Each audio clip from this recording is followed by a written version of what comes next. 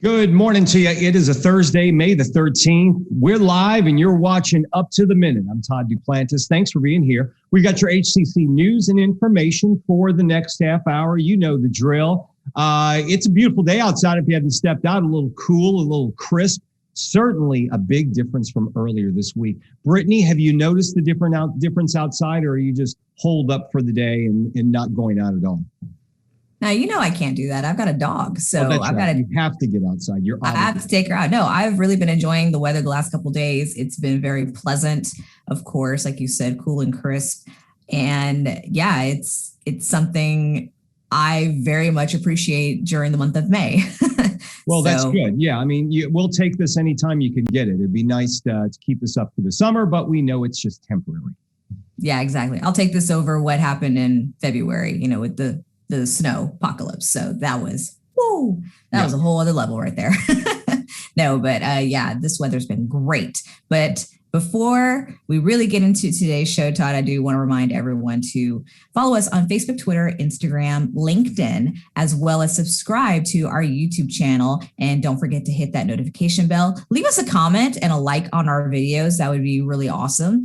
Also, to our audience, we need your help to grow our audience. So hit that share button at the bottom of this podcast. That way it pops up on your personal news feed, just so that we can share this information to those. But like I said, I can't even complete a thought right now. Sorry. Share information to those who. How many other days? What's that? That's different from when? Different from, I don't know. Yeah, it's a good day. Right. But we can share this information to those who are not following us. That's the thought I wanted to complete. Okay. But like I said, we just want to grow our audience as well. So Todd, let's get into today's show while I get my thoughts together. Oh, okay. You get your thoughts together. We'll check in with you in a little while, Brittany. All right. We've got a couple of guests on the show. It's Thursday Virtual Family Fun Day. We've been doing that for the last 13 months or so. And this morning we've got Kavita Self, and she is the Senior Director for the Houston Museum of Natural Science, George Observatory. And she's our Thursday Virtual Family Fun Day guest. Good morning, Kavita. Good morning. Thank you for having me. Yeah, thanks for being here. We're looking forward to checking in with you and hearing all about the George Observatory. So stick around. We'll ask you to stand by, maybe get a cup of coffee, and we'll check in with you in a few minutes. All right, we're going to kick things off with Richard Gosselin. You've seen him on the show many times before. He's the Interim Dean, Social and Behavioral Sciences with our Academic Center of Excellence. Good morning again. Good to see you, Richard. We can get you to unmute your mic there. There we go. You would have thought I got the memo on that one, right? But good morning, and thanks for having me this morning. It's great to have you on. I know we've had you on several times over the past year, but let's talk about some of the notable events that you guys have had, kind of a year in review. Maybe you can tell us about how this past school year has been going for you guys. Well, it's been terrific. And in spite of the fact that this has been an unprecedented year, which we don't have to belabor the obvious, I think it's also represented some great opportunities for the division and for the college. And for the division in particular, we had a whirlwind of activities that commenced with September, where we had hosted an event with Judge Burt Richardson, who's on the Texas Court of Criminal Appeals. And he provided a great talk on the death penalty and some cases of actual innocence. A very engaging talk with the judge. And then it was followed by several others. Last fall, we had Greg Remke, who's an economist, who talked about migration, cities, and prosperity. And then we got the ground, we hit the ground running in spring semester with some really hard-hitting academic stuff. So we had Dr. Stephen Chu, who's a clinical psychologist from Stanford University, who gave a talk on the cognitive basis of effective teaching and learning. And then we wrapped it up with a real powerful series called the Educated Citizen series, which started with John Rocha, who kicked off a talk titled The Power of a Liberal Arts Education, and then had two other talks after that, one focusing on freedom of speech, and then the last one was on education reform with a nationally known scholar, by the name of E.D. Hirsch. Are you getting the hang of this online thing?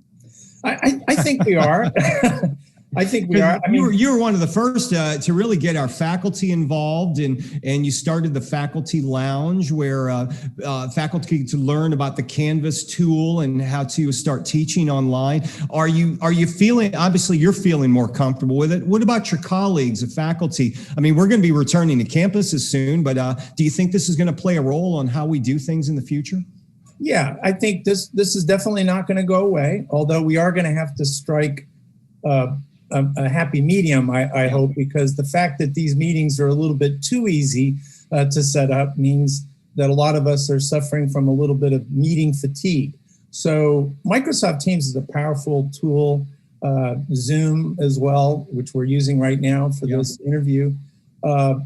But we need to take some care about how we do it and make sure that we keep the human person in mind and not, overtax our colleagues and the staff that works for us and with us.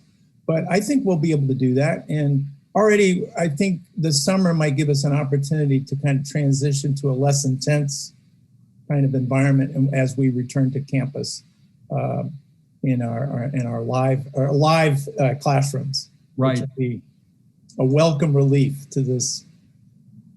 Yeah, I know a lot of people are looking forward to that, including our students. Let me ask you this. You guys had a grant from the National Endowments for the Arts? Right. So, well, it's about ready to go out the door today. So the finishing touches on the grant are about ready to be placed on it, and it should be sent probably either today or tomorrow. But it's close to a $500,000 grant. This was out of that original CARE grant, that does CARE package that started in January, that was passed by Congress very quickly. So we had to marshal the troops and get this grant together in lightning speed. But essentially, this grant that we've written involves two tracks: a Socratic seminar track and a Oxford-style debate track. And we'll learn whether or not it's funded this September. But it'll be a year-long grant. We'll probably hit the ground running in October if we're approved. And then that will be the soft release of the grant projects with the Socratic seminars and the Oxford-style debates. And then in January is when we'll really hit the ground running with a full scale launching of all of those seminars. So we're really excited about it. The title of it is a shared inquiry initiative, which is really meant to support and to celebrate the 250th anniversary of the founding, which of course is a few years away. But I guess the Congress didn't want to take any chances. And so they're going to start celebrating in advance. So we're happy to do that. You also have been involved with something we promoted on this show very heavily, the pitch competition, which went through April. Tell us about that. Yeah, so Ravi Brahmbhatt, of course, is the one that spearheaded that effort.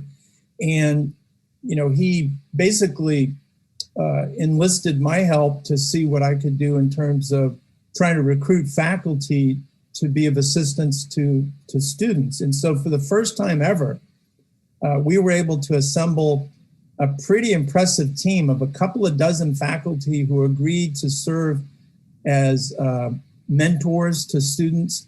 We weren't able to put everything in place the way we wanted to do it, but the one key element that did work, and it worked very well, was last Friday, students had the opportunity to do a practice pitch in front of faculty, and faculty members were able to give them candid critiques and constructive criticism, so that when they went before the real judges for the actual competition, they'd be better prepared. And it was very well received. I think the students were happy to see the support by the faculty members. So it was terrific, Todd. I know we're running out of time, but you've had so many things happening over the last year. If you could think of one of them that you're most proud of right now, looking back at since we launched into this new normal after COVID hit, what would you think would be the one thing that you're most proud of at this point? Yeah, I would just say that it's the ability of the faculty to really just almost turn on a dime to do what they needed to do, to get online, and not just to do it in a perfunctory way, but to do it with verve and a spirit of enthusiasm, which in many cases were just highly contagious because faculty members were doing so many innovative things online that they hadn't really thought of. And, as the old saying goes, you never want to let a crisis go by and not seize that opportunity to make something good happen. And I think we did just that. And so I'm very proud of our faculty, the way they stepped up to the plate and provided some very innovative means to engage their students, whether it was online anytime or online on a schedule. And now, of course, they'll be able to bring a lot of those fabulous ideas back to the classroom. A lot of hands-on approaches that are definitely a welcome relief from the standard, talk and chalk, right, and dry erase board methods. So that's the thing I think I'm the most proud of about our college and our faculty. Richard Gosselin, Interim Dean of Social and Behavioral Science Division of the Academic COE. Thanks for being here this morning. Always good to see you. Thank you for having me. I appreciate it. Take care. All right. Stay safe. We're going to move on to Kavita Self, Senior Director of the George Observatory. Kavita, thanks again for being here. Let's start with the George Observatory. Maybe you can tell us a bit about it and a bit about its history. Absolutely. So the genesis of the observatory was actually in early 1986 when Halley's Comet was going to be able to be observed in Houston. And the museum sponsored a viewing in Brazos Bend State Park, and 7,000 people showed up. It was nuts. The traffic was so bad, they had to shut down the park. The response was just tremendous. And I think that's where the germ of the idea of, there is obviously some interest and desire to have an observatory in the Houston area. And so with the help of a lot of community partners, a lot of community funding, and the partnership with the park, Brazos Bend State Park, the observatory opened in 1989. So we've been around actually for over 30 years. And if people go to the observatory, what can they expect to see both on the ground and in the skies? So it's obviously changes all the time. That's the beauty of coming to the observatory, depending on the time of year, the conditions that may be prevailing at the time. You can see planets, constellations, you can see the Milky Way. The beautiful part of this is that we always have astronomers on hand, both staff and volunteers. So while you're there, you're getting sort of a guided experience. So you understand what you're looking at. You learn maybe how to do some stargazing in your own backyard when you go home. And you guys have something called Saturday Stargazing, which is open to the public. Maybe you can tell us about that. So the George, as you can see in the picture behind me, there are 3 domes that house world-class research-grade telescopes. And in previous days, you could enter the domes and interact directly with the telescopes with the help of our volunteer astronomers. Nowadays, things are a little different because we are in the midst of all of our protocols with social distancing and, just adapting to the current circumstances. We have installed a system of remote viewing with cameras that are mounted on each of the telescopes, and they feed to a monitor outside the dome. You still get the full experience of seeing what the telescope sees. You are just doing it in a slightly different way than you've done in the past. And there's an astronomer there to tell you what's going on. We also have volunteer astronomers who come out on deck and set up their own personal equipment, again, with monitors. So there's very safe remote viewing going on. We have folks doing laser tours of the night sky. So there's a lot to see when you come out. When you're headed there, do you have to get tickets in advance? Obviously, you mentioned social distancing. Do you need to wear masks? What can people expect, and what do you suggest if they want to plan a visit? That's a great question, because our response has been so tremendous that since we've been open, we were closed for just under 2 years for a variety of reasons, including renovating all the facilities inside and out. And when we reopened over spring break, we've actually been sold out every night that we've done stargazing since then. So we are asking the visitors to purchase tickets ahead of time. They can do that on our website, and they would choose a time slot. It's either 9 p.m. or 10 p.m. at this time, because it gets dark later during the summer. In the fall and winter, those slots will move earlier, and that gives you an hour of time on the deck. So we do encourage you, please buy those tickets ahead of time. Since we have been selling out, it would be unlikely that you'd be able to buy a ticket on site. And then we would also remind people that you do need to get a park reservation also to enter the park. And you do that through Brazos-Ben's website. You know, before COVID, at our Stafford campus, we would regularly hold stargazing events where we'd have local clubs. And in fact, a few of our members from HCCTV, a few of our employees are members of local clubs, and they bring out the telescopes and allow people. And we'd have, you know, tons of people show up to see these events, to see the stars. There just seems to be so much interest in there.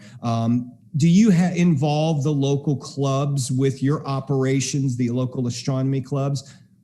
Oh my gosh, the volunteers are the heartbeat of the George. I say that all the time. We work with 7 astronomy clubs in the region. We draw most of our volunteers from the Fort Bend Astronomy Club, or FBAC. And they are, not only do they participate in all of our public and private events, because we do offer private stargazing for groups. We do offer scout programming as well. But they are the ones that have actually funded and operate the East Dome. And so they are very, very involved with the day-to-day operations of the observatory in terms of interacting with visitors. I wanted to get your thoughts on something. I recently saw an interview with a futurist, and he said a couple of things in his interview. His 2 main takeaways were he believes in the future we're never going to go through a pandemic again because they're creating vaccines so quickly, and science has the technology to do so. But the second thing he said was very fascinating. He said, I think we reached a time where we're always going to have mankind out in space. Is that something you guys foresee? I mean, I know you must have a lot of people interested in the space race. May have, again, in the past, decade or so, may have sparked a lot of interest for you. But what are your thoughts on that? It's not only something that is such a great goal that everyone's working towards scientifically, but also just personally to think about mankind being able to go out into space and flourish and thrive there. It's a wonderful thing. And it seems like, with Elon Musk and a lot of these private entities getting involved in the space race, that sparked a lot of interest, especially, we live in what was one time called Space City. That's right. And, things go through cycles of interest, whether, public interest kind of waxes and wanes. But certainly, I think what we have seen in the last year is this sort of enforced time for people to really look at what we're interested in, what can we accomplish, what happens when we all work together. I think to your point of how quickly things happened over the last year really gives a lot of hope to everyone that is working on these kinds of very complicated projects, that they can be done. It's the willpower to get it done. And I think we're seeing that more and more now. If people are interested in going online to sign up and get tickets, as you're suggesting, make sure you do it ahead of time. Where can they go to do so? To our website, which is hmns.org, and you can click on the George Observatory tab, takes you to our ticket page, and you'll be able to see what's available. Kavita Self, Senior Director of the George Observatory, thanks for being here on the show. And thanks again. We'd love to have you on the show again in the future. I would love to come back. Thank you for having me. All right. Thank you. We are going to move on and talk about our HCC News and Announcements. And Brittany, today's a big day because it kicks off our spring commencement. It does. It's going to be the first of 2 days tied for our graduation ceremony. So HCC spring commencement is an incredible accomplishment and a festive time to be celebrated by our graduates and their loved ones, even though it is virtual. So we do have 3 ceremonies starting tonight. The first is going to be the text chase ceremony beginning at 6 p.m. And you can find the live stream to this event by going to hccs.edu/graduation. Then on Friday, we have 2 ceremonies. The first is going to be our Vast Academy ceremony. Oops. Yeah. So for more information, I'm sorry. Oh, it looked like I don't know if I had a bit of a glitch in my system here. I don't know if you noticed one as well, but go ahead. Oh, okay. It did say on my end it was unstable for some odd reason. Weird. Okay. So hopefully you all heard my, announcement about commencement, but for more information about graduation, you can watch the commencement ceremonies at hccs.edu/graduation. Vast, once again, tomorrow at 10 a.m., spring commencement, the big one happening at 1 p.m. tomorrow, and they will be live streamed on our website. Okay, let's move on to the tassel is worth the hassle. That's one of the sentiments offered on the kudos board that Student Life has online to support our Houston Community College grads. There are some goods out there as well. Check them out and offer your own. We have the link in our post. It's an online party for all of our grads, and we want to wish them all congratulations. So we'll have the link in the post of this show. Discover your path. Looks like we've got a few events coming up over the next couple of weeks. We do. So when you decide it's time to start or come back to college, the next big decision is choosing what to study. But you don't have to discover your path at HCC alone. Learn about our 200 plus academic and workforce programs. We've got multiple sessions going on, one today at 4:30 p.m. and then on Saturdays, May 15th and May 22nd, both at 10:30 in the morning. We'll be sure to include a link to register in our post after this show.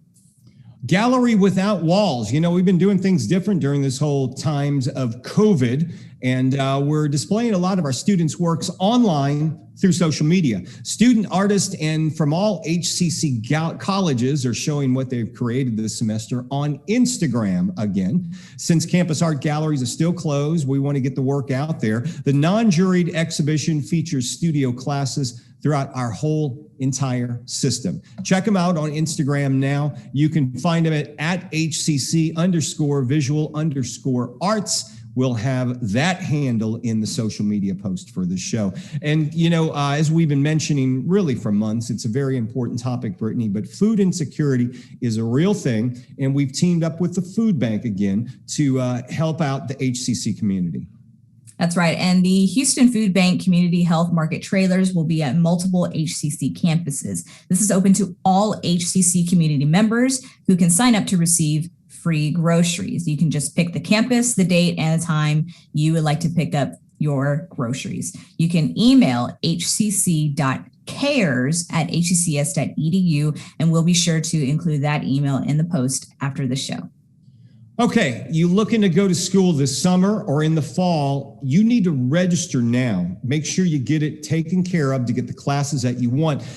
We are returning to campuses. 24th of this month, faculty and staff are going to start migrating back. And then our students, we're starting in-person classes. They'll be available starting this summer and, of course, in the fall as well.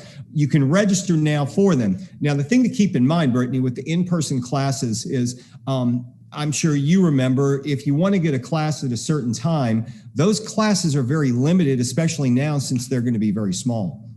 Yeah, it goes for any semester, regardless of the pandemic or not. You want to register early. That way you can lock in your classes with the professor that you want, the time that you want, and most importantly, the location that you want. I know a lot of people, kind of get really excited about, they have so many classes offered, but they don't really pay attention to the locations of where these classes are going to be. So you don't want to be signed up all at Central, then you have to travel to, Northeast for one class. So that's something to keep in mind. But yes, especially for our now small sections of in-person classes, you do need to register early because as we've been stressing, they're going to be small. You don't want to miss out on that opportunity, especially if you're one of those students who learns better in the physical space with your professor. I know my husband's like that. So be sure to register early. You once again can register for summer and fall by going to hccs.edu/now. One thing, we were talking to Dr. Amy Tan earlier this week, and she's the dean of both English and communications programs. And she said one thing they're doing for these in-person classes, they are monitoring and like the English and the communications classes, the math classes, a lot of them that are very popular. As they need to add classes, they will do so. But, the class sizes are small. So keep that in mind. So if you want to get a class, register early.